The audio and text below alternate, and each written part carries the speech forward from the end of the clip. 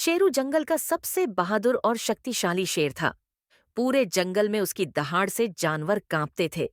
लेकिन शेरू को अपनी ताकत पर बहुत घमंड था और वह अक्सर बिना वजह छोटे जानवरों को डराता रहता था। एक दिन जंगल में एक चालाक सियार आया। वह शेरू की आदतों से परिचित था और उसे सबक सिखाना चाहता था।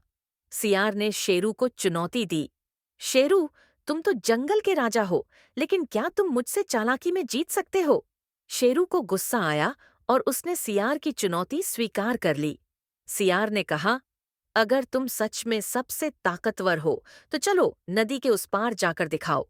लेकिन याद रखना, तुम्हें तैरना नहीं है।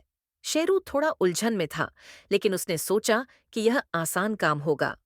सियार ने उसे एक पेड़ की ओर इशारा किया और कहा, यह पेड़ तुम्हें नदी पार करवा देगा, बस इसे धक्का दो। शेरू ने अपनी पूरी ताकत से पेड़ को धक्का दिया। पेड़ गिरा और नदी के बीच में अटक गया। शेरू खुश हुआ और पेड़ पर चढ़कर नदी पार करने लगा।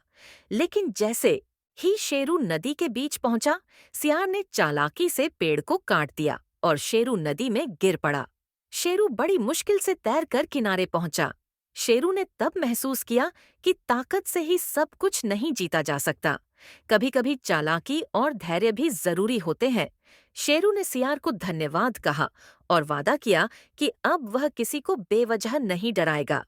सीख: केवल ताकत पर घमंड करना सही नहीं है। असली जीत समझदारी और संयम से मिलती है।